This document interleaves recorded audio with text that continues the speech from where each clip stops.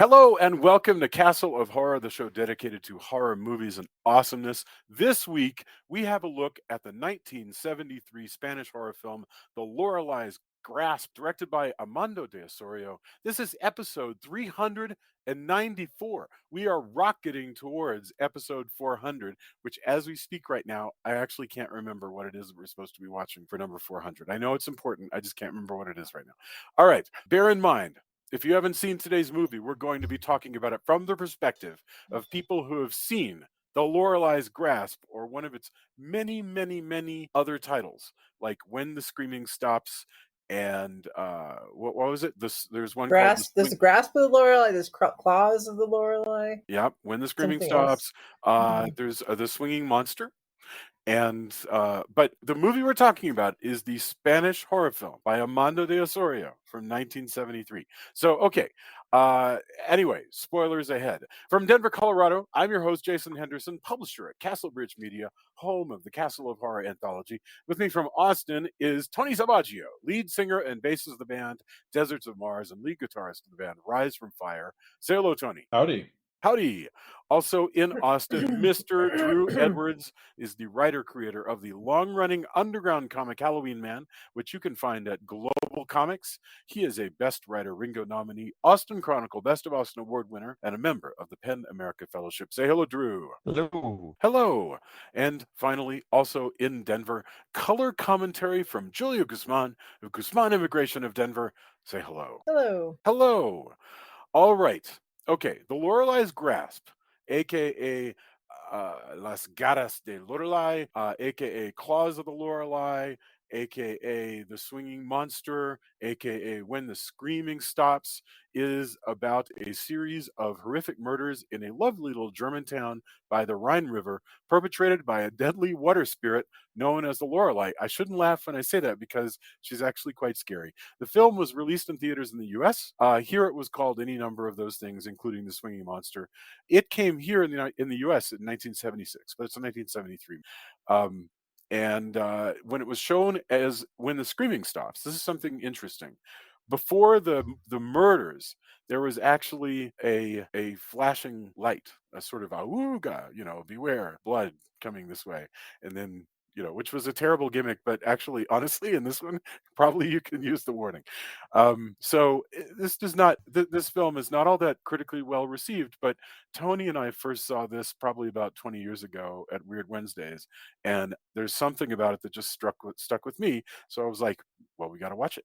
All right, so let's get our opening thoughts. We'll go Julia, Tony, Drew, and then I'll go Julia, opening thoughts, whatever this movie is called, Claws of the Loreley. I have kind of lukewarm feelings about it. I didn't absolutely love it. It's an interesting idea of this, this figure, this mythical creature or whatever that lives basically in a cave under the Rhine, and she comes up and becomes a monster who I guess consumes hearts. I don't. How often is? I know it's during the full moon, but how is it? Like every certain number of years or something? I think she's supposed to get 7 of them. It's honestly a little vague to me. Yeah, but I don't know how. Like if it's every certain amount of years, but whatever. So, that's kind of interesting as monsters go. She's, very good at sneaking around because nobody ever sees her coming, and then suddenly she's on them. It's super gory. It's there's a lot of, kind of like sexy girls giggling, which just kind of irritates me, but I'm sure is quite pleasing to some people. And so I don't know. It wasn't really my jam, but I think there's some fun stuff about it, and I think it'll be a fun movie to talk about. Excellent.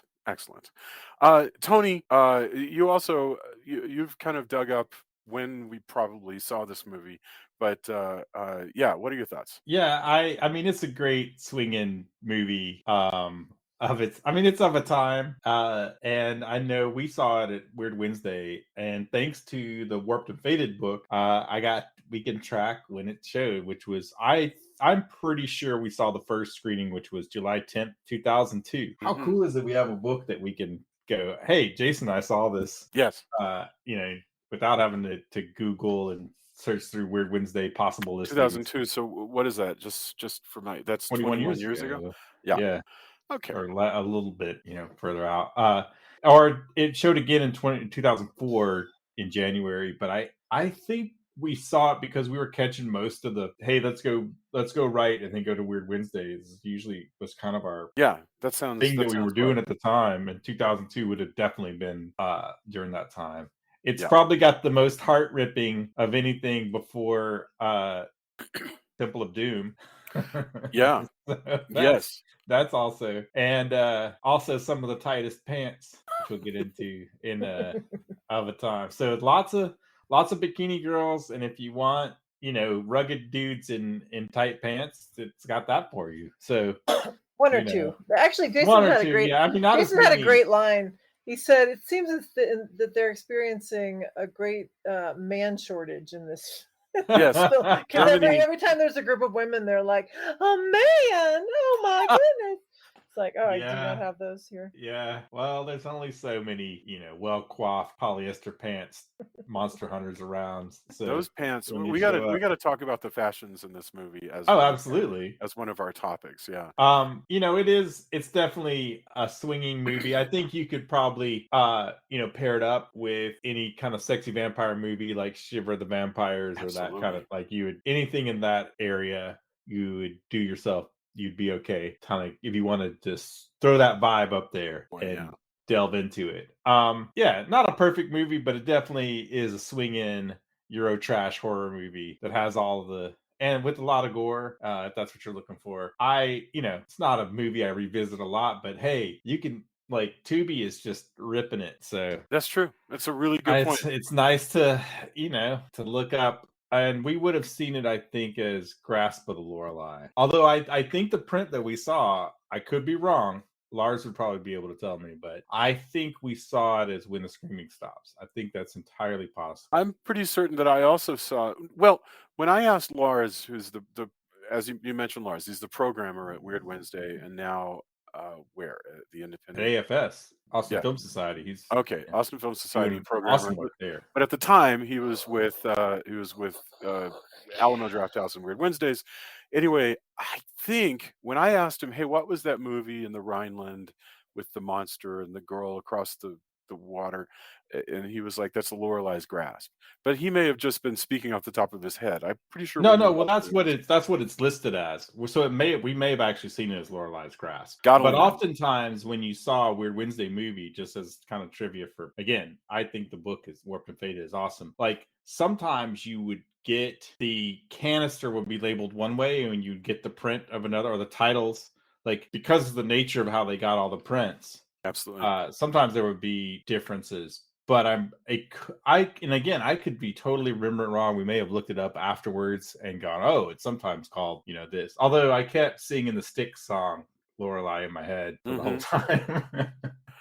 Well, Although Lorelei living together here could cause bodily harm in a major way. there's Not a book cringy. called let's get Drew's opening thoughts, and then Yeah. I may save for my endorsements yet another book that would be worth looking at for that. Drew, what about you? So, I'm always glad to expand my horror knowledge a little bit, because this was a movie that I hadn't seen, so that was cool. And I think it's cool that it has a female monster, because we don't see that very often, and like it digs into Germanic and Norse mythology, and of course this idea of sirens and everything, and all of that stuff is interesting. But honestly, it didn't really hold my attention very well. Like, I did a lot of, like, stopping and starting, and there was actually a few times I nodded off to sleep watching it. um All right, even fair, even fair. Yeah. even even saying that it's gory, like, this didn't really register to me as gory, because, like, I felt like they were reusing the same heart-ripping footage. Oh, there was, like, a sameness to Mm. all of the kills that it just kind of felt like, to the point where I was curious if they were just reusing footage. So, like, even Mm. that didn't really titillate me. that being said, it is interesting to me to view this as as sort of a lower budget Hammer knockoff, like in the early because it really feels like that's what they were probably going for, but they didn't quite have the money or really the talent behind it to sort of elevate it to that level. But it, even at that point, I come away with questions, which I will get into later. But so I find it interesting as a discussion piece. I don't know that I would ever watch it again. Fair. That's and remember we were watching a Jean Roland movie. Oh gosh, which one was it? It wasn't Shiver of the Vampires, but another about the boy who saw the vampire when he was a child, and now that he's grown up, he wants to find her because she was beautiful, and we were trying to work our way through understanding the plot. And I remember, Drew, you saying something like, "I think you're overthinking this. It's very difficult to follow this plot." That is often the case with these European horror films. This one has a plot that's slightly easier to follow than some of those Jean Roland vampire movies, but it's I don't think you like it. You would not be well served to try to write down the mythology of the Lorelei as explained and lived by the people in this movie, because I think it's a little mushy, and I don't think they care particularly. But at least within any given scene, they know what they're doing.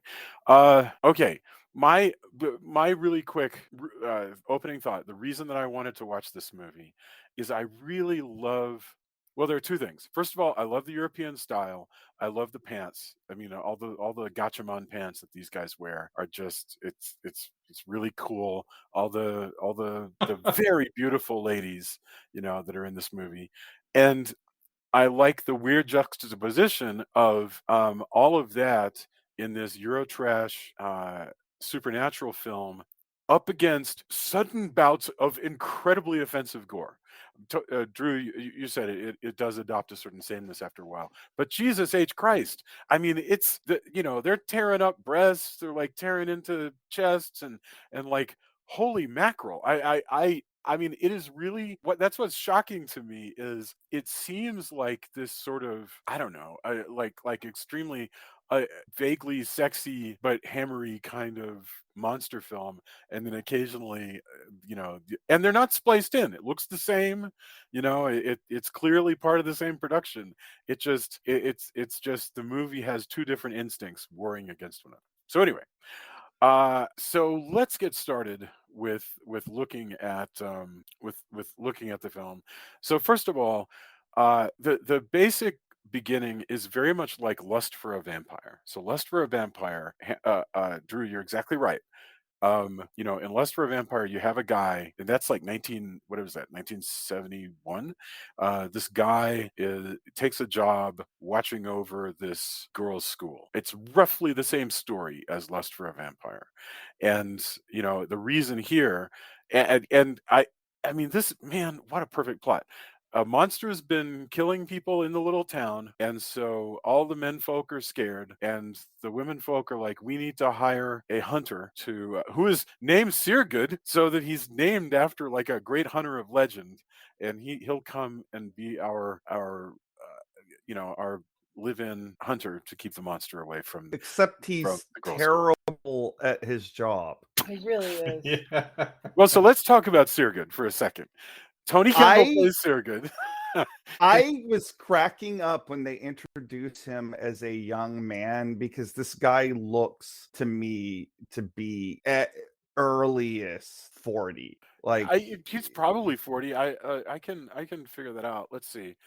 It's 19. What do we say this is? 1973, yeah. and he was born in 1936, so he is There is. 37. I will give it one thing that was really funny. I absolutely thought. I feel like this movie should have been. What do they call those?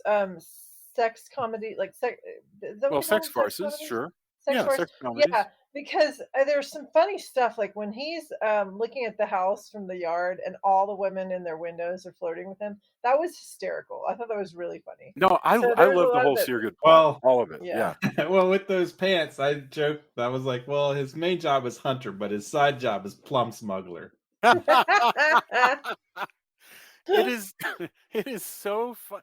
I mean, yeah, you're right. The erotic plot has so many opportunities here. This could be a Confessions of a Night Watchman story, right? You know, that you know, starring Robin Asquith and yeah. In fact, I have to say one of the things that I'm most disappointed in the movie with is where's the sex? Like, I don't understand that you got all these women in these negligees and you got all this sexiness, but there's no like he doesn't have sex with anybody. And No, it's kind of chaste actually. yes, Like there's a bit of a love triangle between yes, there is. him, Absolutely there is. Yeah. the attractive professor in Yes. her high collar mod outfit, She was and so pretty.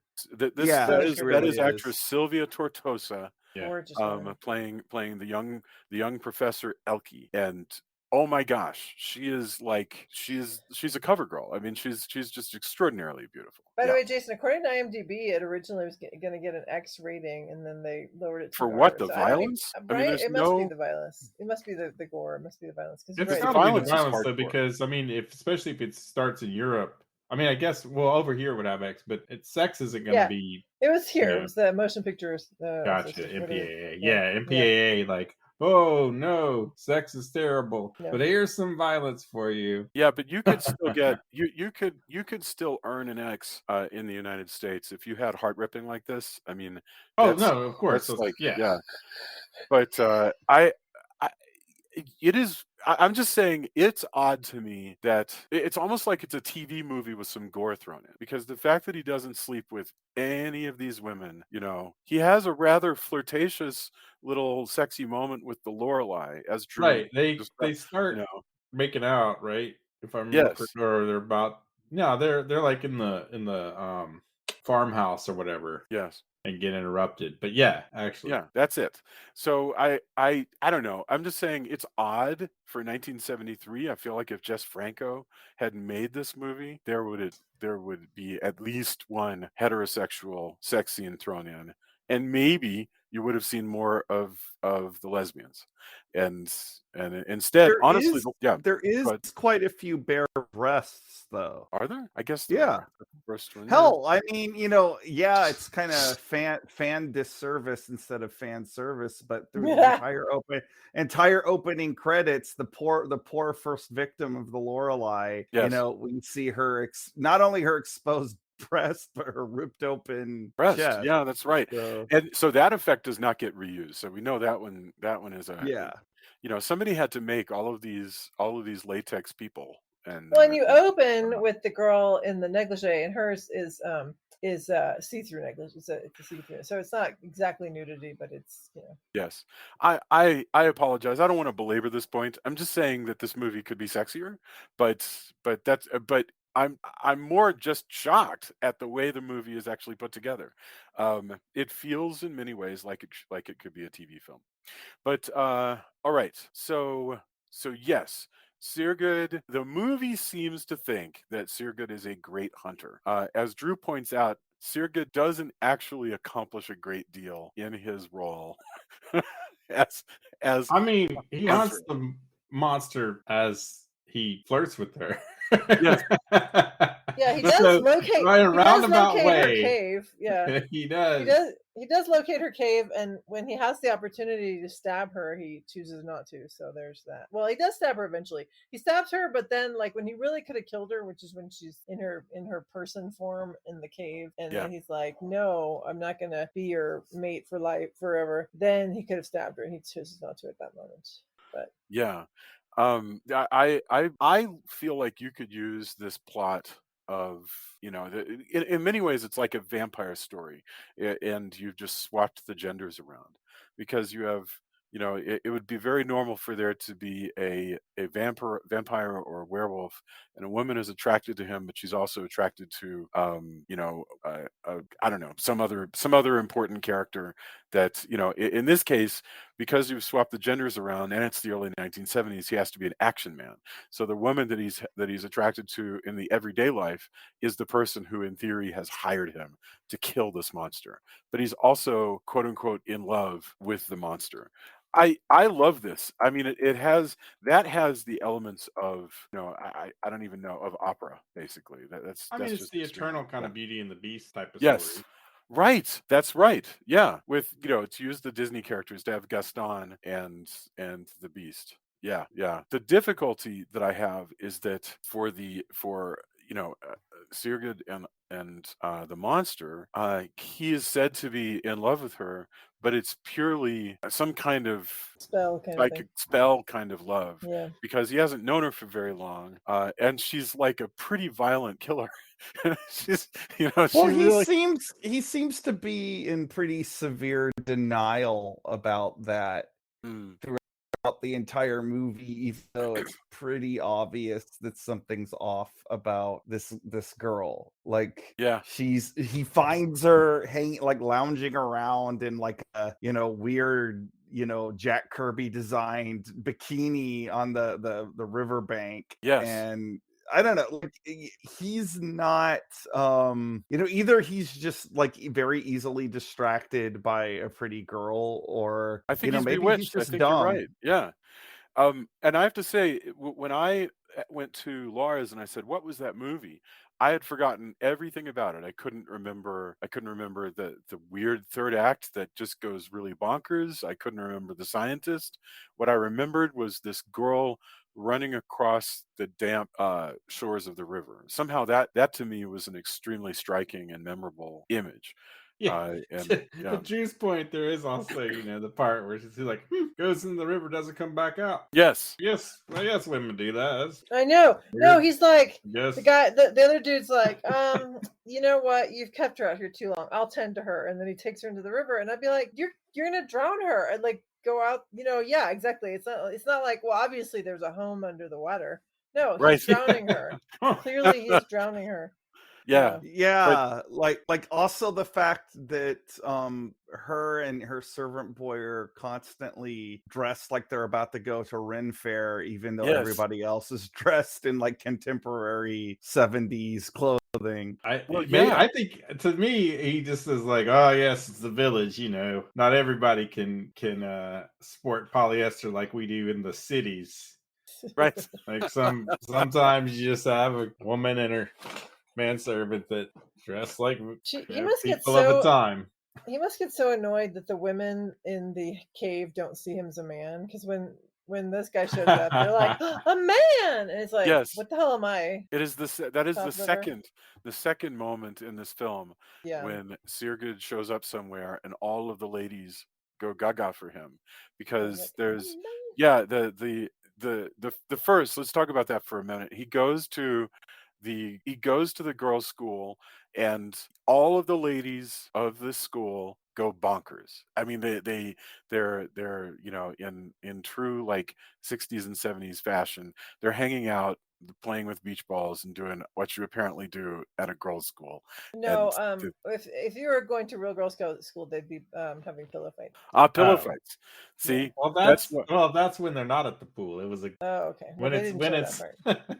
when it's cold outside, you have to stay in, and then it's pillow fight time. Then it's The pillow funny fight. thing is, That's it what I've been never told looks by warm. movies, this which are this surely movie. real. Yeah, no, you're Sorry. exactly right. I'm sorry. I stumbled on your wistfulness about the pillow fights. I'm sorry. I'm so sorry.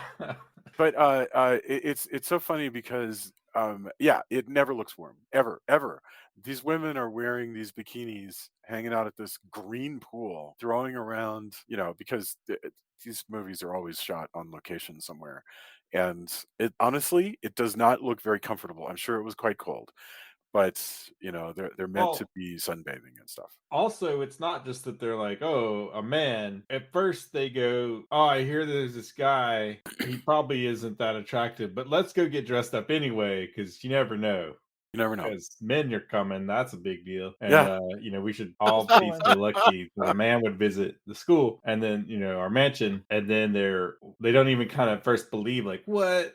You're so quote unquote young in your kind of Elvis-esque gear. You Oh, can't but look, he's Yeah. possibly got a be a I man. rifle. think That's they what were I guess. expecting like an 80-year-old man or something. That's why It he's seems young. to be they were expecting Jack Palance in Comparatively. his 70s, basically, to show Yeah, off Right. or him Van to. I Helsing. got Yeah. Van Helsing, I think, is kind of Yeah. where, Yeah. but instead Well, they there get is a kind of smoldering Van Van Helsing. Helsing. Yeah. Yes. Yeah.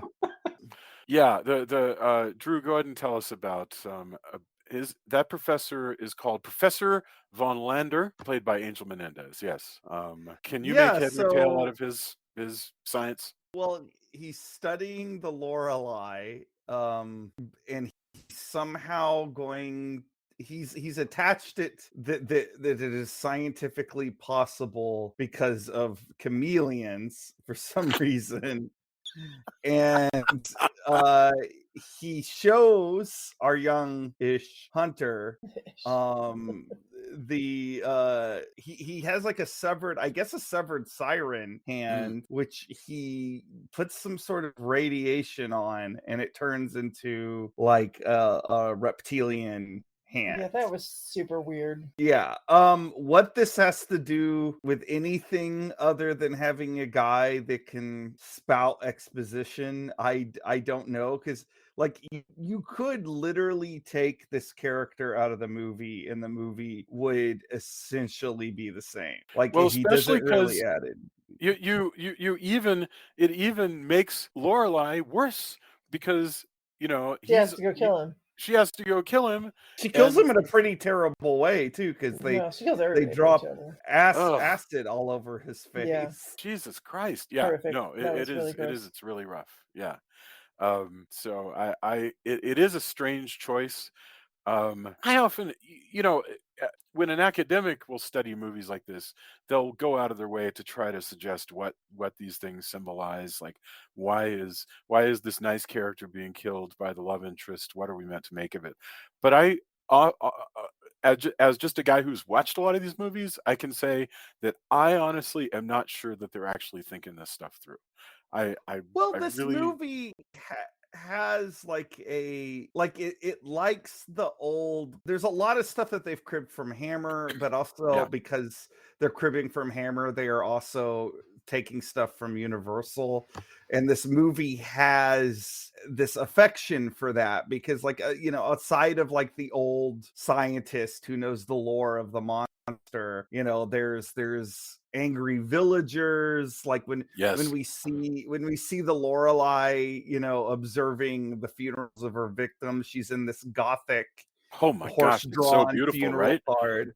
Yeah, but like all of this stuff harkens back to like older types of horror movies, which often when we watch these like 70s European horror movies that seem like they're really borrowing heavily from Hammer, it often makes me ask the question, like, who were these movies for? Because American horror audiences were starting to move away from these types of movies. Well, Yeah, it's a good point. So I am curious about that when we watch these. Well, to me, I believe firmly, if you're gonna crib something, cribbing Hammer in Europe isn't a bad idea, right? Yeah. You've also got a language difference, so oftentimes you'll get like, well, I want to make this in the country I'm in, so Mhm. there's no overlap or there's not as much competition because it's like all B movies. Like we're gonna make a bunch of these and want to get them out.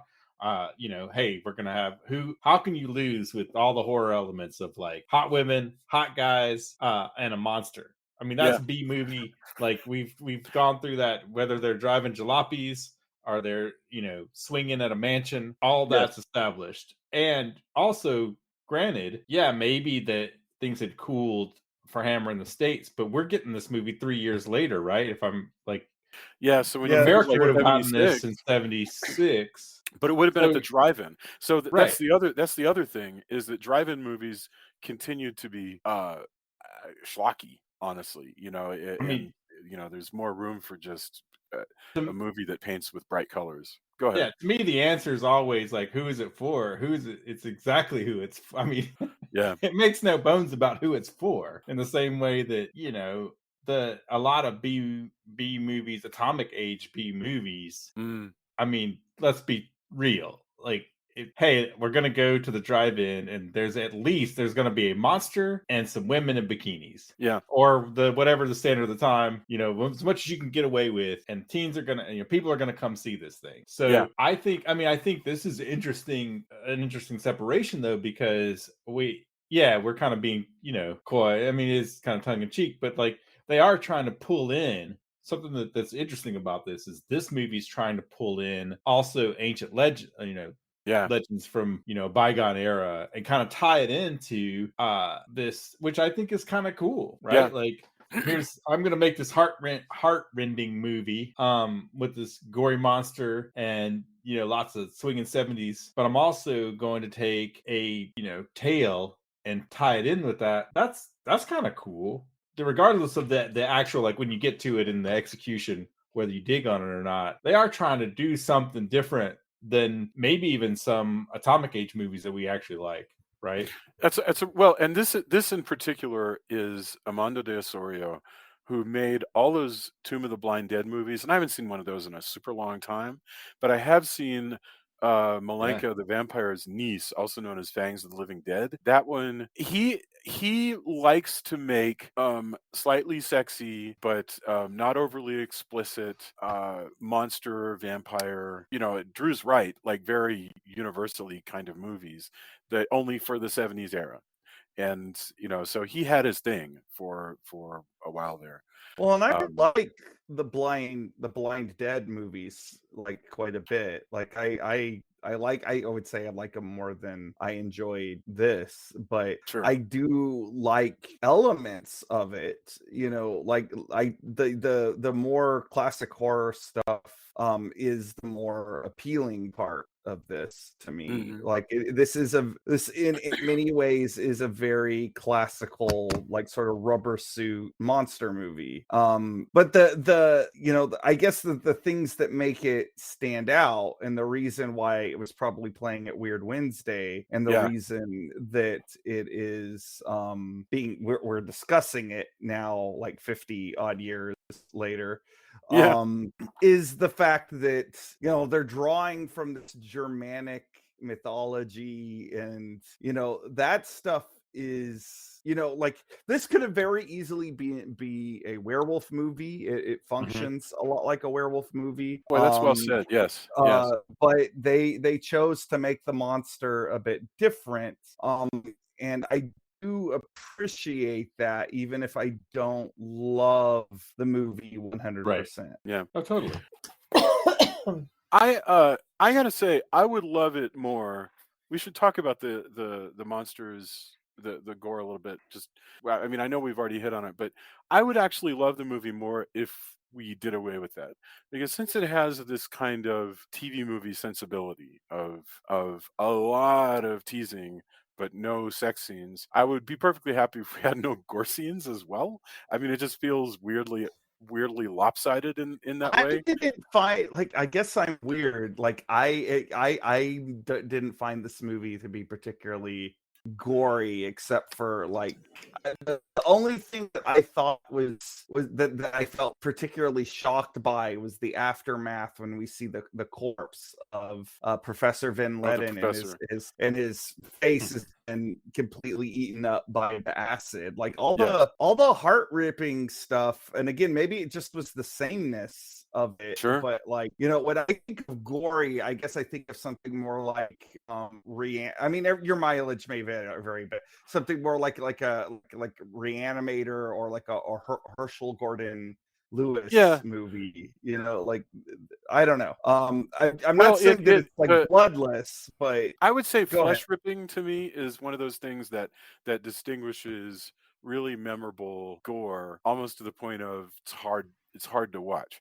I watch a lot of movies that people say, "Oh, that was so gory," and I don't regard it as particularly gory. But anytime you have flesh ripping open and being pulled apart, so that, like, Day of the Dead kind of stuff, That to me pushes it over into what, and maybe this is completely personal. That pushes my buttons as far as something being quote unquote gory. But yeah, I think it is a personal thing because yeah. you're gonna react to certain things differently. Mm. Like I even though it's not necessarily the most gory thing, like anything to do with like eyeballs Oh, freaks sure. me the heck out. So So like like I think zombie, we Tokyo do Focus have all, zombie would be not your Yeah, yeah. man. Oh yeah. That one Yeah. for sure. I'm with you. Yeah. That hands are another thing because I draw and I play an instrument, and that man, So woof. getting your hands smashed. Yeah, all Yeah. that. I mean, that's part of what we deal with horror, right? Or the things that get you. Mm. So somebody knows how to get you. There you go. So that's very interesting, and that's probably worth going down the trip of like what, how do you figure out what the audience is afraid of and then serving it up? But I did want to mention, I found it fascinating. Like I say, this movie, when it was distributed by independent artists in the United States, it had the shock notice, that I guess flashed on the screen. There's going to be and that was actually also done with a film called Chamber of Horrors back in the 60s, where whenever there was going to be, like, there's a scene where a guy has to, if I recall, he saws off his foot because he's wearing leg irons and he has to escape, and so he saws off his foot. And in the movie, they flash this, they fill it, the screen fills with color, and the horn goes off and it says, "This is the horror horn. You're about to see grisly, gore." And Which, as we know, prevents everyone from wanting to see or hear about. It's like, 'cause once you tell somebody this is the goriest thing ever, you don't want to go see it. Especially teenagers, but almost anybody instantly goes, "Whoa, okay, I'm out," Julia, what did and we do in doesn't our flock house? to to see what could possibly Yeah, be the what could most be what satanic could thing, the yeah. most like whatever it is that works every time against teenagers. Yeah. Well, Mark Twain's phrase was, if that don't work, I don't know Arkansas." Where he was talking about just putting out content warnings. He was like, the best way to get your audience is content warnings. Sure. He used different words. Yeah, because back in the day when you saw the acronyms for like sexual themes or stuff, that never got anybody to try to sneak out or sneak somewhere if they had to, or maybe just if they had it in their room. Things on cable, right? Can I mention something about that? And hopefully my parents don't listen to this show. So first Famous of all, last words. right. So I would look through every week for like what, you look for those words, right? Like R-rated. Oh, for what? Okay. The sexual situations, I think, was a word that they would use. So Yeah, S. yeah. Sometimes it got like really explicit. So it'd be like, oh, this one has FFN. Like, really, truly, this movie has full frontal nudity. I guess I got to set my alarm for 2 o'clock in the morning.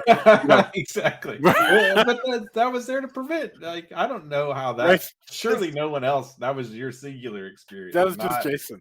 everyone else who had a TV guide of any The other thing, sort. I have to tell this because this is so weird, but it used to be that that the UHF stations in Dallas, Texas, and Fort Worth, Texas, would show premium entertainment and then adult entertainment. So, like, the first time Star Wars was on television, it was through scrambled UHF.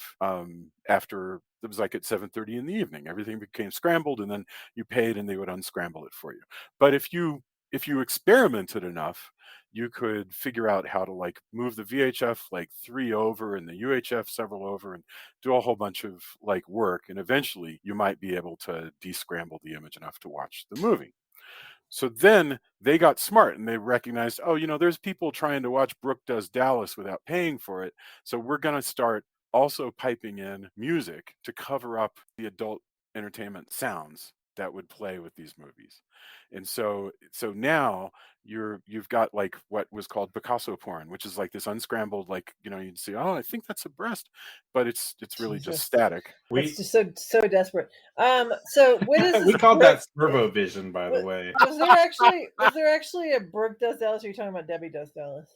No, there was actually a Brooke Does Oh, Dallas. that's Yes. hilarious. I don't know if the two movies were related. I'm not sure if there's a Debbie Does Dallas You mean the cinematic Does universe. Dallas expanded universe? Like I'm not aware. DDDCU. exactly. Yes.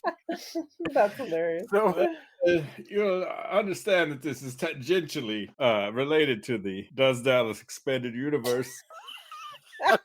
this is actually a prequel. I really have no Yes, idea. I mean, I've never I don't know. If anybody out there knows Brooke Does Dallas and tells me how it plays into Debbie Does it Dallas. says Paris, but we know that it is a replacement. It's For Dallas, it's supposed to it's be. so funny Paris, yeah, Dallas standing in for when Paris, you or see Paris standing in Paris for Dallas. playing American cities. That is my favorite thing when in 9.5 Weeks 2, when for some reason New York is played by Paris, which makes no sense to me at That all. makes no sense because it seems like it'd be super expensive to film in Paris. Why I would you you got ever? me, man. That's crazy. Not a Steve, good it's not movie. cheap Okay, it's not cheap to shoot in New York though, so I No, that's guess. true. Jason was watching a movie the other day, and it was about Vail, Colorado, and sure enough, there were some scenes filmed in Vail, but the mountains and the gondola were filmed in Banff, and so we were We just can name it. The movie was imagining. I Winter don't in remember the name. Vale. Winter Okay, in whatever. Vale with Lacey Chabert because I love Hallmark movies. And And so yeah, we were just imagining, if you personified the place, it'd be like, "Hi, I'm Banff, and I'll be playing the part of Vale today." But it's like there's so often the case that Canada stands in for Colorado. I guess yes, it is cheaper to film there. yes. Anyway, next week I will tell you what happened with the music that they would play over these films because my effort to figure out who wrote the music that played over those films became this like decade or more long search. But that's That's a story. awesome. That's a story for another day. You had Okay, better put it in your calendar, otherwise people are going to be listening in next week and being mad if you don't actually talk about right. No, but it. I've talked about Picasso porn enough, so we'll keep the soundtrack jazz mystery, which I did solve years later. I did solve it, but we'll keep that for another time. Okay. Um, I don't even know where we were. I have no idea. I think I Can't was just imagine it matters. yeah, well, I think I was just saying that as long as we're not going to have any adults stuff in this particular movie, we also could have the gore, and then we got off on how gore is a very personal thing. So, Yeah, well, um, I mean, to move it back, so we do. I mean, we after our scientist is killed. I mean, along the way, we do actually have our hunter trying to figure this out. It's just yes, he's also trying to figure it out in a land of swinging 70s. yes, So, he is. I do agree that he might be bewitched, but I think he also is just like, well, I'm in a village full of sexy women, and this woman wears a bikini all the time. Let's see where this goes. she is so strange, and she is magical. I mean, I think you just take it on its own terms. But I have to say, the movie's working really hard to make these two women very different from one another, and both very very sexy. I mean, Elke, the teacher, is wearing this Germanic teacher's outfit that I don't even know how to describe it, but it's got this extremely high collar and these big fluffy cuffs, and it just looks extremely. There's something fetishistic about well, how if she had a bit Victorian her more outfit is. if she had a bit more cleavage, it would be a very sort of like stereotypes, sort of sexy librarian type Yeah, outfit. very. That's correct. That is true. Yeah. This woman, Sylvia Tortosa, was a very busy actress, but she was originally a model, and I think that would shock nobody. But she's good. She performs well. She's and I like her relationship with the other women at the school. She's clearly the sort of the second in command at the school, and trying to keep the school from falling apart because she knows that the young women at the school are going to be distracted by this dude. Man, Yes, it's this is a soap opera plot. I mean, he's been assigned to guard them. She's the one who's in charge of everybody else and has put up her walls. He will break down her walls. This is Bo and Hope and a million other soap opera storylines that I can think of. And you could use it again tomorrow. I mean, you could write an all new Hallmark story about a guy who has taken a job to guard a bunch of people and falls in love with the one woman who doesn't find his antics charming. Although I think if you were to do it tomorrow, I would flip the genders just to keep it fresh. So yes, they're really cool. I want to mention that what's really super weird after the professor gets killed, things start to move fast, and the third act is completely different from the rest of the movie in that he suddenly the hunter gets some friends, they start investigating, and he goes diving and finds his way to the secret lair of Lorelei. He goes down there, and then he gets like knocked out. He gets captured by the Yeah. People. He's tied up. There's more giggling, sexy women, and he seems to be unconscious and like there for a while. And then after a while, we cut back up to the guys in the boat, and they're like, "Sure, it's taking a long time. Like, have they been there like 24 hours? Like, how long has this been that they've just been Yeah, sitting in it's a the boat?" totally good point, and It's so strange. probably best not thought about because you're right, that Yeah, makes no sense. But it like makes no sense. describe what this place looks like, or anybody else, It's because it's like a probably I didn't look to see where actually what the filming locations were, but it appears to be some kind of like Roman ruin, like a castle right, it's like or a cathedral. Atlantis, It's you gorgeous. know. Yeah, I mean, Really a it's beautiful place. their, undersea city, which I think, if they had, judging by the design and had they had a bigger budget, we might have even gotten some more creature kind of Mm, stuff, like Creature from the Black Lagoon. They kind of allude to that. Now that I think about it, you could also probably show this along with Screamers, and it would actually work really well. oh my gosh, excellent point. Yeah, I'm so Um, happy that we talked about Screamers. That was like 2 years ago now, but that movie It's was actually really eye opening for me. Madrid. All So this stuff is filmed in Madrid. Yeah. hmm. So I wonder where the great thing about these Euro horror films is that they often are filming in practical sets, and then whatever has to collapse, they can build and collapse. But It's the exterior of the river when they're showing him like this town is Rhineland, but Mhm. everything else is in Madrid. And so I'm looking to see if Wow, I that's can really figure out what interesting. location that is. Yeah, Hmm. it's funny because his escape is dealt with a little overly easily because he's tied up. Well, Because they take the trouble of dressing him up in the Rimfair gear yes, too. So there is this very fetishistic quality to that, down to the point where her servant guy even debates hitting him with a whip, and she's just like, "No, no, not right now." right. um, Well, yeah. and because The, she's the the monster and he's the beautiful person in this case, he's going to marry her. I mean, this is truly the bride, where the monster is going to make this character its bride. And in this case, the genders are swapped, but it's still the same. Yeah, Julia, but go for ahead. whatever reason, one of the girls is jealous. She's jealous that the mistress always gets everybody, I guess, or something. I don't know. And so she's like, what, I'm gonna let him, which is just kind of comes out of nowhere. I'm gonna let him out just to spite her. I'm gonna untie him. So then she unties him, or like starts to untie him, and the other two, I'm sorry, a lot of bad words just popped They're into my head that I they're shouldn't use. brides. But anyway, They the are other two women yes. start fighting with her, and the whole thing is just so dumb. It's like they may as well have had mud because, as far as that goes, because they were just like doing this ridiculous, sexy wrestling thing where they're kind of fighting with each Yeah. other, and none of them is facing him. Like they all have somehow they managed to choreograph this fight so that they always have their back to him, which was literally impossible. Therefore, it looks bad. It just looks so stupid to me. And so he takes the opportunity, of course, to untie himself and run out and go. And then he gets up in the boat, grabs this bomb that he has conveniently, Yeah. throws it. It becomes a completely different bomb when he throws it, but whatever. And I guess blows up the wall so that part of it caves in. I'm not really sure what they achieved with that though, because obviously the monster's still alive. Yeah, the monster was already out hunting. So he blows up the temple and the followers, which is annoying because I always hate it when temples get blown up, even made up temples. Just like in the Godzilla movie where they nuke a Oh temple. yeah. I was like, why are you nuking a temple? Like, couldn't you do anything but this? Like, I just, yeah, I hate that.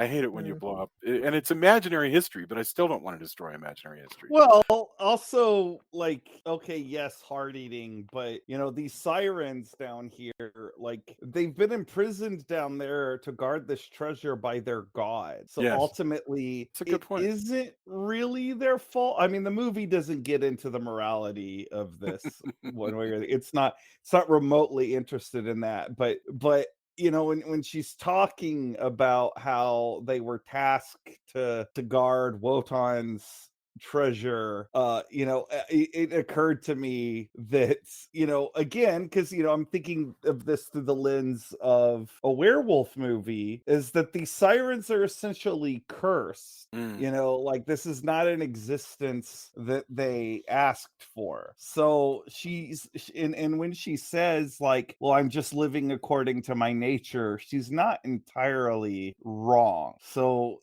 I do feel bad for these sirens when they just kind of get blown up as collateral damage, I guess. Yeah, no, with good reason, and we never do really learn. I mean, we're asking way too much, but we never do learn much about them at all, as far as, like, what actually. It's to their credit, I suppose, that they've come up with any kind of politics between these sirens, but yeah, I and mean, also, if anybody has a reason to be like, oh, a man has come down, like, it's not just the village where our hunter is. They haven't seen anybody in years. yeah, absolutely.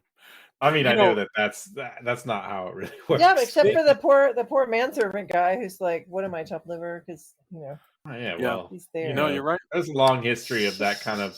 I guess I don't know. I guess we're kind of led to believe that A, he's there to keep things going, and B, it's kind of the guard eunuch kind of situation Yeah, he that may be a eunuch. he's It's supposed to be possible. in. Um, I, I, Of course, gotta also wonder. it's just he's not competition for Hunter. I mean, that would have been interesting if he, had if they had played that more, if they had played that up more, where he's like, "Hey, wait a second, there, buddy." Yeah, in the 7 episode version, where there's an episode where Sirgid is being held captive and slowly develops a friendship with one of the sirens who's thinking of turning on the queen, but she actually already has a relationship that's ending with the manservant, and so there's this, and then he leaves and leaves her behind, and she's stuck with the queen still. That would be a good story, but we don't do any of that. We're instead we just blow them up in the temple. Gosh, now I do want to see a 13-hour version of this that goes into all Wow. this stuff. Um, You're just like, "Wait, what?" Me too. No, me too. I'm like, maybe on one of your trips, you can see that. all right. Okay. So they blow it up, and so that brings us to the final fight. Because again, his actual job, we briefly became a James Bond movie where he's going and blowing up a big, the villain's hideout. But now back to his actual job, which is to guard against attacks from the monster. Angry villagers are out looking for the monster. The monster is wandering around. He's supposed to just march back and forth in front of the school and make sure that nobody gets attacked. And it completely doesn't work here because Elke goes outside looking for him. I don't remember if there's any better reasoning given. No, she's just like, I just want to be. I don't know. It seems like people make very poor choices a lot of times in this film. Well To said. do things like to walk outside when they know it's dangerous. Like he doesn't walk her back whenever he meets with you said Elke is the Elke? model, the pretty one. Okay. Yes. I mean, they're all Yeah. pretty, but the really gorgeous one. So he doesn't even walk her back, and it's like she's like, I'm gonna go back, and he just stays at the bench. Why is this where the monster can only be at this bench, not anywhere else? Like, Yeah. why not walk her back? That was just super annoying. And then, yeah, there was a lot of he's really bad at his job. I agree with Drew. So or naturally, the Tony, I can't remember monster which one. attacks her, even though, by the way, we haven't given it any reason to believe that Lorelei has even bothered to notice that he has. Have we? Has there been any mention of her being in love with? I'm trying to remember if there was any They dialogue. talk about how he's he's in love with he's in Yes. love with a mortal. Like, Yeah, so yeah, Right, yeah. right, right. That's right. she's aware. But she's Thank you. like, I Oh, don't care because I'll just enslave him. It's fine. yeah, it's gonna go fine. Yeah. Anyway, so she attacks Elkie, but we don't get the impression it's because she's actually targeting Elkie, but because she's in monster mode, Yeah. and attacks her. Now, so every reason to believe that Elkie is no longer for this world, because we've seen this monster, which, by the way, when she turns into her werewolf, Oh, it is a giant, bulbous, green, big teeth claw creature. thing that, But you yeah. know what? We forgot to mention the lesbians earlier. Well, The yeah, that's attack the on the closest we lesbians. get to a sex scene, actually, Because well, the attack yeah. on the lesbians is also and the other time when she doesn't actually kill the person, which was interesting. Like Mm, because that's when he takes a long time to come inside because he's been guarding outside and of yeah. course she's inside already. So he goes in and then I guess that scares the monster away. I don't know. But for whatever reason she doesn't actually finish, or maybe she just didn't expect there to be two of them together in the bathroom. I, So she like kind of attacks her, but then it's like this is too complicated. if I I don't recall, the know. hunter scares them away. The monster is attacking both of the women, Yeah. and so they're both cut up, but neither one is killed. So so maybe What? there They're was some. it's just a friendly bath. I don't know. That's They're So friends. They're If it just was a friends. friendly bath, they wouldn't be so worried about getting caught. That's the thing that No, makes I it know, I know. lesbianic. Yeah. also It's just I pretty it's all the things where it's like they're cousins. They're just good Yeah, friends. they're it's pretty friends. We abundantly don't have to clear do how that in gay this Europe, is. which is great. It's so funny because uh, I don't know. I feel like back in the 70s there was just this abundance of Les- homosexual relationships on yeah, in lesbian movies, mostly. and I don't think people, we talk about it as though there wasn't all this representation, but there, at least in monster movies, there were a hell of a lot of lesbians. I don't know And I what to think make of that that. that's probably but it. And I'm sure I there's a think lot they written about that too, where, horror is the place. I mean, a lot of the difference being a lot of times is played for kind of an otherness Yeah, or Right. for the male assimilation. gaze, Yeah, right? Yeah. exactly. So Male gaze. Yeah. So, yes, but not in the same way that it is now. But, also you'll get it more from European movies as opposed to, being censored in the US a lot of times. Yeah, that's absolutely right. Okay. So I anyway, think Drew was going to say something. I didn't mean to interrupt Drew. I was just trying to finish my thought, but go well, ahead, Drew. you basically said what I was going to say about the lesbian stuff, but I did want to say something about Lorelei's monster form, yes. and so they've gone with this kind of lizard monster, and they Yeah. even go as so far as to tie it into chameleons. But sirens are water spirits, and sometimes associated with fish. And I feel like the people who made this movie, like they just couldn't be bothered to crack a book. I think they were like, well, fish have scales, so therefore they're like lizards. So this Well, is fine, even though, like, no, they're not. But I don't know, that I know they weren't thinking that deeply on it. I just think they wanted to have like a scary monster suit, and well, so I but am it curious though, to your point. I wonder if it's any different. I haven't been able to see this subtitled. I've only seen it dubbed. So I Agreed. wonder if the lizard, because in my opinion, they're kind of also trying to go for a creature from the Black Lagoon kind of feel. Mm. So I do true. wonder if that was Chameleon the whole time, or if somebody was like, and they were just like, oh, it's different, or if there was actually, more tied into the water aspect of it. If you're able to see it. I mean, I think they definitely were trying to reference the creature from the Black Lagoon. Like, definitely the final act of the movie feels very creature from the Black Lagoon. But I don't think they thought that deeply about the zoology aspects of this. I mean, that's fair.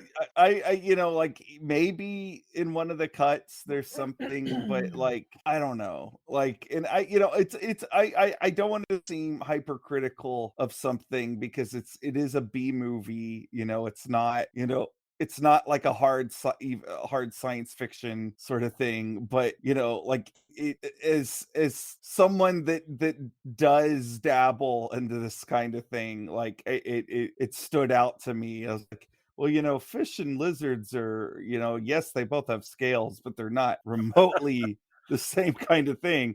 Um, Yeah. anyway. No, fair. Yeah, you do all of us a great service when I mean, you start working on your monsters and you do a lot of research, and I think you're right. I mean, I don't think they gave it much thought, although clearly they had some kind of an idea of these Germanic legends. But as far Sure. as like tying it into any kind of science, I'm pretty sure they made up the sciences stuff. Oh, Like on it's pseudoscience, and that's even being generous because the scientific jargon isn't no, I'm even particularly convincing. Yeah. I I'm wonder if sure there the is. guy, the Bloodwaters of Dr. Z scientist, probably has heard Yes. of this scientist's work and is Oh my god. It is incorporating very that. similar. Oh my god. To the I wonder if there, by the way, is a Spanish language version of this, because a lot of Yeah, I these would love to films watch were that. made MOS, so even the Spanish one would be dubbed, but at least it would be dubbed in Spanish. I mean, it's very MOS is what? possible without sound that there was so a lot of the European horror films are made with no sound recorded, and then the whole thing is done for localization, for basically for targeting a particular release country. So the Germans get their own dub, and the English, and there's no original soundtrack of the voices. That's the case with all the Mario Bava movies, for instance. But I don't know if that's the case here. So I would have to check on that. And part of that's also to save money, right? If you dub it in post, you can localize it however, but also you don't have to run sound Right. during. I mean, some people do it. There's a variety of reasons, but another reason is cost, and ease of like I don't have to worry if this take is ruined by sound not being right. Right. Like you can Absolutely. do all your takes, and it's for better or worse. I mean, some of it works better than others. Well, and we've talked about this before, but one thing I kind of love about that is that you get this weird effect of these Italian and Spanish movies where they're always dubbed. And I think when I was a kid, even though probably I was old enough to already know better, it was almost as though these foreign horror movies, it was like it was a different world where Sure. people's voices were disconnected and everything was very dreamlike in that And manner. and I will say I've talked about it before. Recent releases where they've taken a kind of B movie or one that we think thought of as a B movie, restored it and restored the original dialogue and original cuts have definitely changed. I'm always kind of a champion for earnest, Yeah. B movie stuff and schlock even, whatever. But stuff that gets a good release where it's like, wow, this is how the filmmaker intended it, this is the original cut, this is as this artist, or maybe because even if it's commercial art, right, like even Yeah. if you're making it for, but I need to get something out, that's still commercial art regardless, right? And so it's like Udo Kier told us, sometimes you make money for art, sometimes you make it for a paycheck. Yes. Profound wisdom from that was one of the From a best guy who swingings knows. ever. Yeah. No, absolutely. But yeah, that I would like to see. I'm always interested, especially now when I get to see something that's been restored. There's a lot of boutique places that are doing that now, and we're kind of lucky. If as long as you can get one before they sell out or go out of print. I'll look online and see if we can find a version of this, somewhere, in I Spain. started digging, but then I didn't have time. But and sometimes it's just not. I mean, sometimes it's the same. It's just, yeah, it's a B movie. It's fine. And so that brings us to the end. Elke gets attacked, and Sirgid finally leaps into action and has to attack, the queen, and stabs her with the magic sword, which is worth mentioning. He got from the scientist, who has recreated through the marvels of pseudoscience a perfect sword he recreated the magic of monster killing through science, and so here's this here good sword that he Right, which also gives to will Ciri. reveal the monster as well. That's the other part of it. Yeah, how did the revealing I make mean, itself when known? that's part of the whole thing and with the hand is he's gotten this presumably from a siren who Oh, right, escaped yes. her, but Right, so also if you part of it stab the is with the monster. sword, you also reveal the true monster nature of Yeah. So if you it. yeah, and if you stab the monster, she will turn back into Lorelei, our beloved Lorelei, played by Hageline. And Reverse werewolf. yes, right, precisely, absolutely precisely.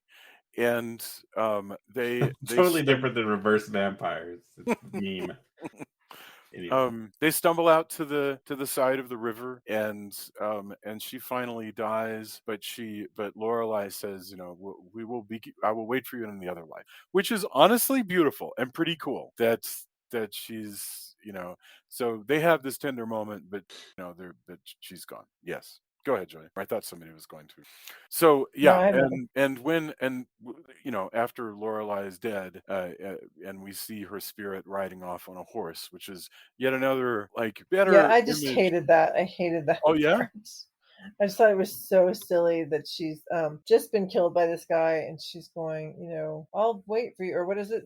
What's she it's something saying? to the effect of "We'll be together." Yeah. Yeah, she's like, oh, I'll be waiting for you, whatever it is. And I'm just like, why? He just murdered you. Like, I get that's really effed up. But Well, I anyway, mean, I think if you're a supernatural being, maybe your perspective is I a little agree. different.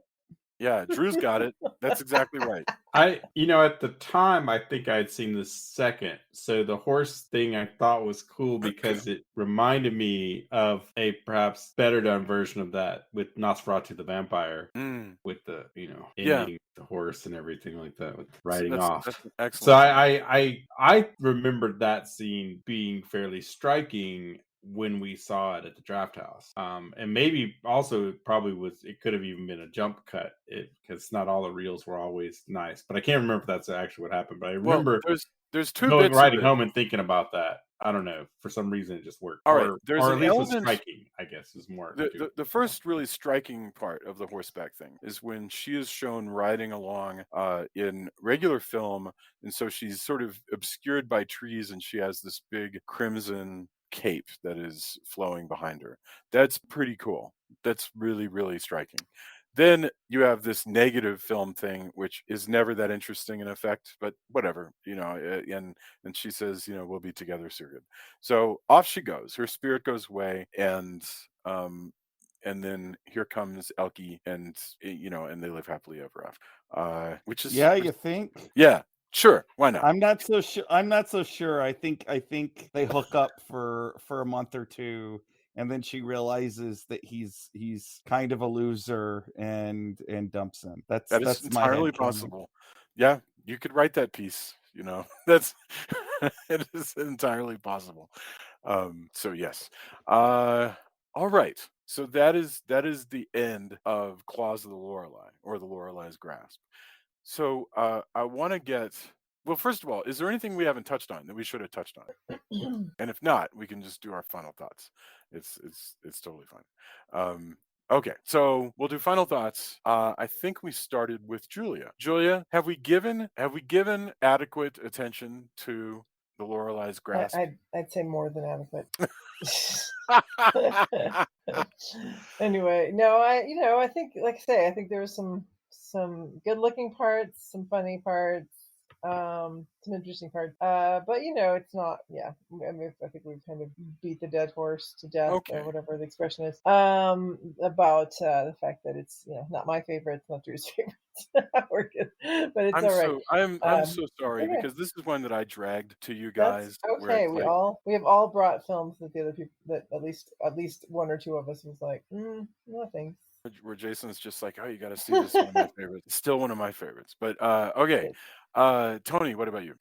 I mean, I guess I have good memories from Weird Wednesdays, so maybe that colors my nostalgia a little bit. Mhm. Just so maybe, but I don't know. I'm kind of with you. I don't know if I love Eurotrash quite as much as you do, but Right. I like it, and it's a fun movie. And again, it does, amongst all of the kind of swinging 70s stuff, is at heart a kind of interesting legend. And we do get this kind of pseudo Atlantis and stuff like that. I kind of wish they tied more of that into it, Absolutely. more of the legend Yeah. stuff in.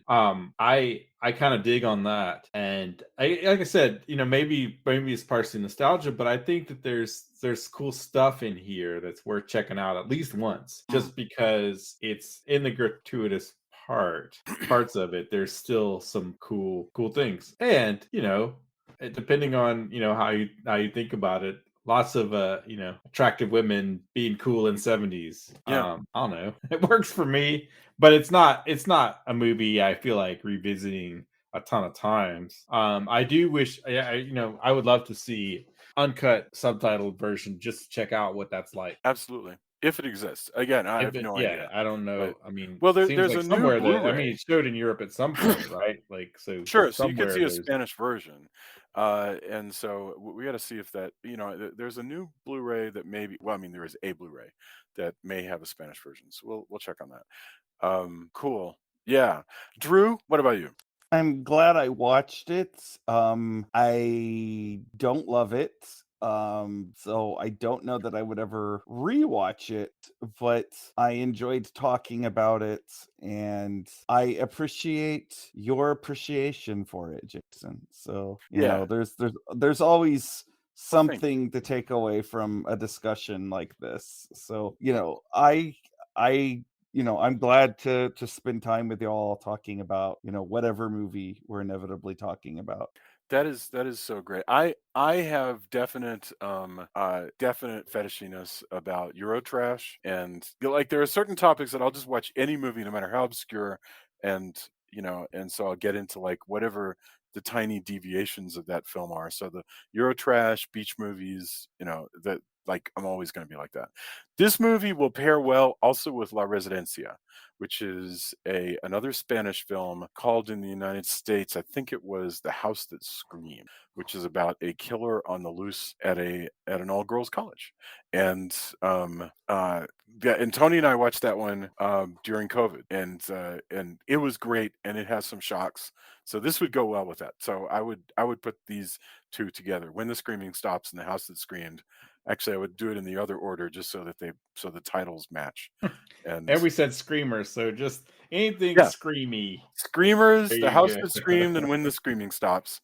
Those are three movies, all taking place. Well, no, Screamers has no girls' school, but it does have the underground world and Barbara Bach. and science stuff. Yes, I love pseudoscience. To me, in film, goes all the way back, certainly to Werewolf of London, where you have that wonderful all the the science they're doing around the flowers and all that stuff.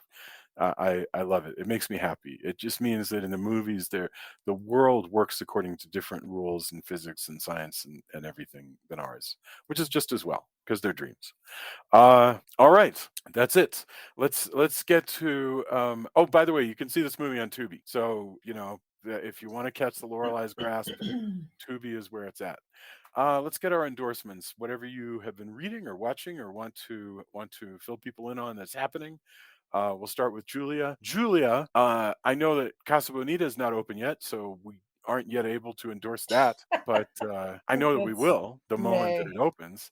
But yeah, May, That's in right May. around the corner, baby. So, Yes, all I'm right. But what do you excited. got to endorse for us?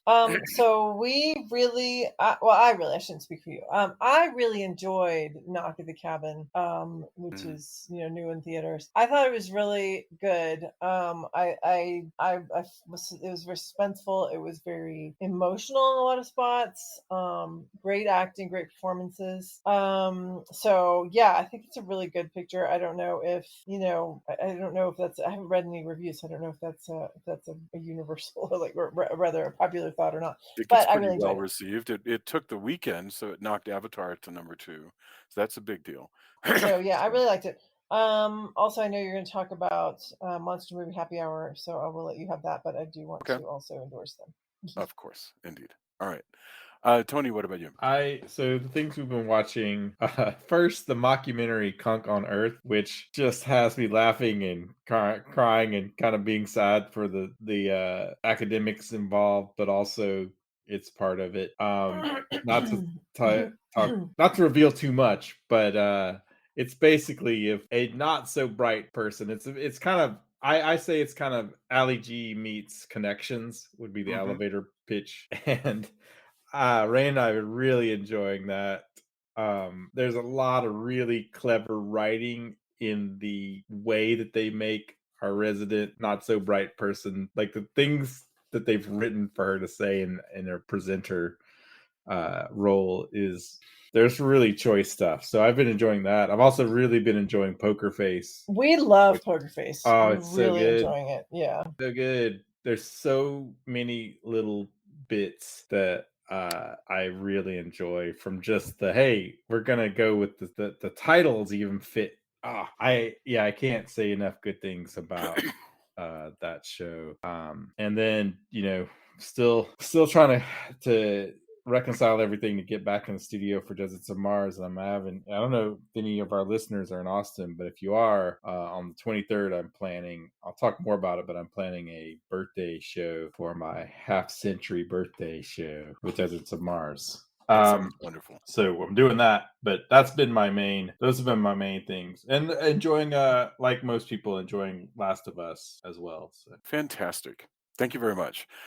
Drew, what about you? I have become obsessed with an anime called Spy Family, Hmm. which is found on Hulu here in the States. It is about a secret agent who has to form a kind of makeshift fake family to infiltrate this prep school. But unbeknownst to him, the woman that he has brought in to be his wife is an assassin, and the little girl that he adopts is clairvoyant. Which I think, first of all, the cartoon is funny and wholesome, and you know tickles all kinds of Fantastic Four vibes, because it's got like this great sort of pseudo 1960s look to it. But I also think it works on another level, because I think it's a great metaphor for how none of us really fully know anyone else. Hmm. And I think that that's a very universal theme, and that's something that a lot of people could relate to.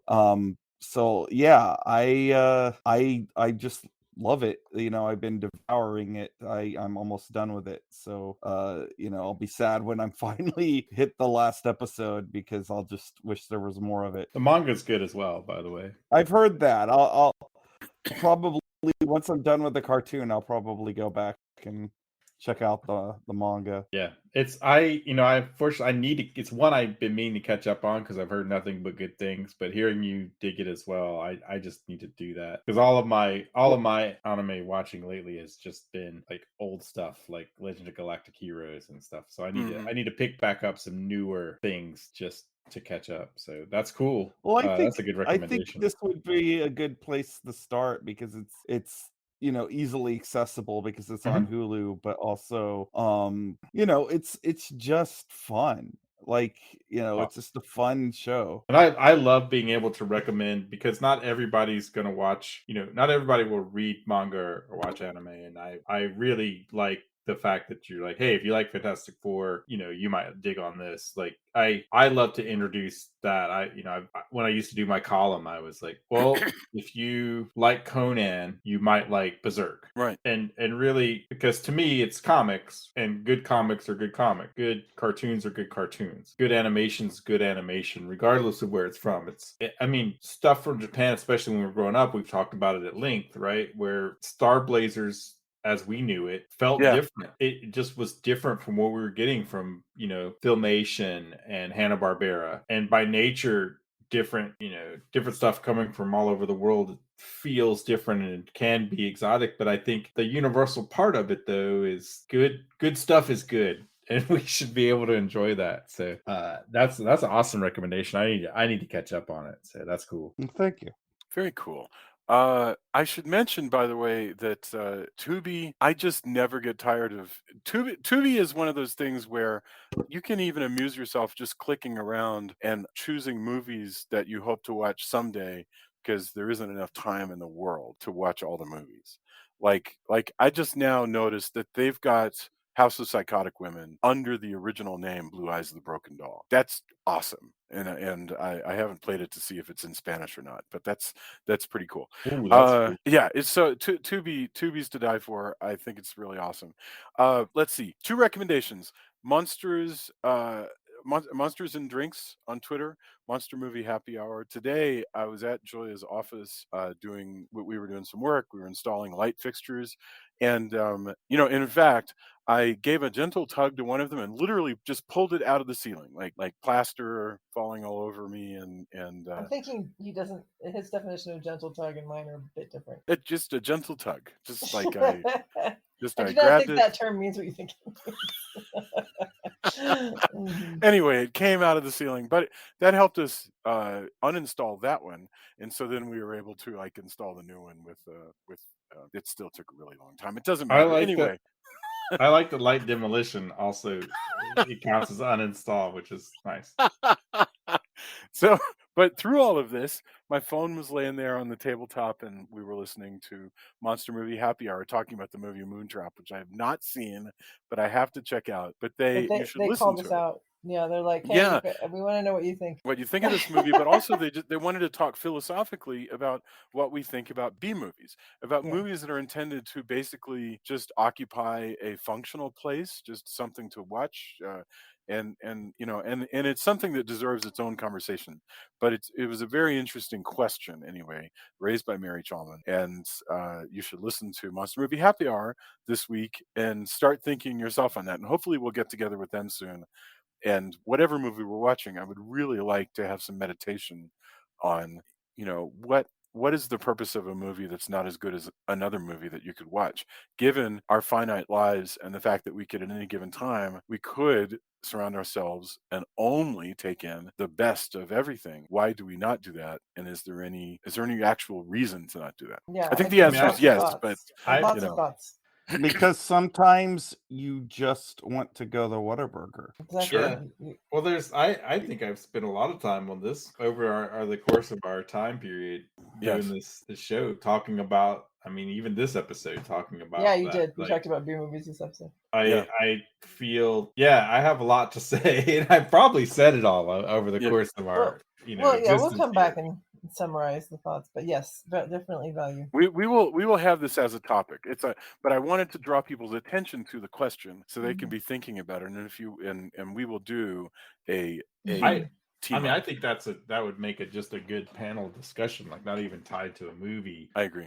Yeah. To kind of get together and talk about that. By the way, your best of everything just reminds me of watching. I can't remember which of the films, if it's Ben or Willard. I'm drawing a blank. Where the rats actually invade a whole grocery store, Huh. and and in the I remember watching it. I think this is another Weird Wednesday. Sitting with I don't know if you remember Ulf, and the rats are devouring everything in this grocery store, and you cut to the outside and it says the best of everything on the, if I remember correctly, or some derivation of that. And I was like, oh no, they're eating the best of everything. Yes. Oh, it's a triple tragedy. Like, I that should store mention, by the contains way, the best of everything, and now it's being devoured by rats. it's weird because to me the best of everything is also the name of a really, really great 1959 melodrama, which is another one of my fetishes, is mid-century melodrama, right? So I'll watch anything like that. The best of everything is by no means the best 1950s melodrama, but it is, False advertising, then. I, I I Come on. It's based people. on a novel, by the way, by Rona Jaffe, who also wrote what was Mazes and Monsters. So she got around. Is all I can say. All right, and my other endorsement besides Monsters and Drinks, that's what their Twitter feed is. I really, really recommend Ad Nauseum by Michael Gingold. It's this book and it is a collection of newspaper ads for movies, horror movies in particular, stretching from the 70s, stretching from 1970 to 1989. So, and you flip through it and it's just, it's literally clippings from newspapers. And it's wonderful. I just, because there are always movies in there that obviously, you're like, oh yeah, I saw The Seven Brothers Meet Dracula, even though I know it as Legend of the Seven Golden Vampires. But there's also movies you come across and you're like, I have no idea what Kill and Go Hide is, but I know that sounds fascinating. So it's so great. I really recommend Ad Nauseum. It is so good, and you should get it if you like the kind of book That movies we're sounds talking about. amazing. I just Yeah, remember I saw more movies in the summer when I would come visit my grandparents, yeah, and we would get the paper from Bryan, College Station. yeah.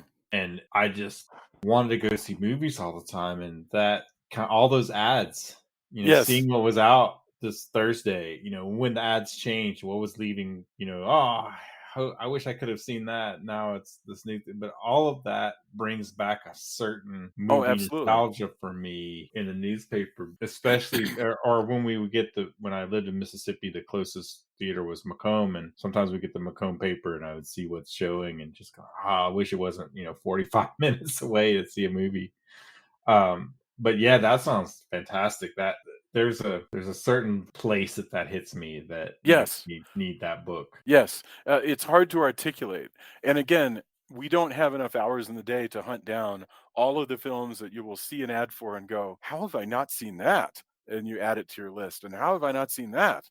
But I it's definitely worth looking at. I Yeah. like that that's happening with the In Search of Darkness documentary series. They're I on the haven't third seen that one. yet. Is that so? To throw in another endorsement? Everybody's talking about this. Yeah, there's a Is it third good? I haven't one, seen it. and it's like 6 hours. And of course, I'm a little bit biased because I've seen people also go, "Oh man, now you need to see Trick or Treat." Like I got to see this. So in the same way that Kayla's folk horror documentary Hmm. has turned a bunch of people onto folk horror, and myself included, on things I need to catch that. Luckily, I was able to get the Well, box where are set. you supposed to? Is it on Shutter or Shutter, yeah. okay? All right. But it's turning. I just love. I mean, I think it's, if I remember correctly, it's 6 hours, right? Well, I I don't don't know know. if you remember, but all three of them are long and extensive. So but the fact that it's makes you create new lists of like, ooh, that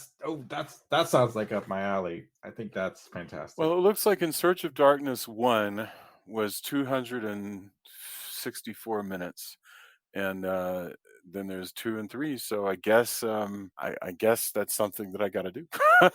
Yeah, three is definitely hitting everything by storm. So Yeah. Wow.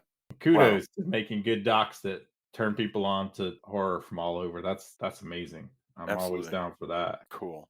All right. So thank you, everybody. We want to hear from you on the page, your thoughts about watching B movies, other discoveries on Tubi and Shutter, obscurata that you think I should check out now that you know my fetishes of mid-century melodrama and Eurotrash, and everybody else's fetishes as well. That's fun as well as we rocket towards our 400th episode. I'm pretty So sure they don't know everyone, everybody else's fetishes. well, I mean, They know our movie I'm preferences. talking about in the realm of what kind of horror movies, what and so yes, You guys like peanut butter? I don't know. I'm just naming whatever. I just My yeah. fetish is Magic Mike movies. I'm gonna go see the new one. Oh, we'll definitely go watch the Magic Mike movie. hey, Yes, I'm definitely of the. I have the school thought. Hey, whatever, as long as you're not hurting yourself or others, whatever. But also, often I don't want to know. That's my other True, right. same. one. Yeah, do not tell us your fetishes. Yeah, it's fine. But I'm happy to hear your film fetishes. Like if you're like Jason, I will watch absolutely anything that involves a skate park. I want to hear that stuff because I'm fascinated by people's like they're like if you tell me there's skateboarding in it, I will watch that movie no matter how bad it is. I'm That's interested in Right. knowing that.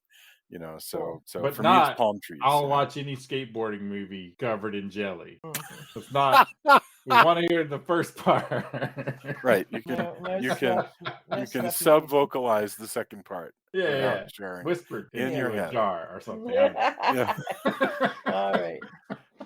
in a jar. This That's is wonderful. this is getting close to the Sure. days of locking your friends up in the basement or whatever it was. Oh, that right, Jason right, used right. to say. I got you. All Well, that's right, right. I think it's time to close Okay. this one off. Everybody have a wonderful week. Thank you so much, and we'll talk to you soon. Bye. Bye. Take care, everybody.